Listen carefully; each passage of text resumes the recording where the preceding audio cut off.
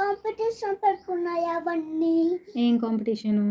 Doraemon competition. Doraemon కాంపిటీషనా, running కాంపిటీషనా? Running competition పెట్టుకున్నాయంట.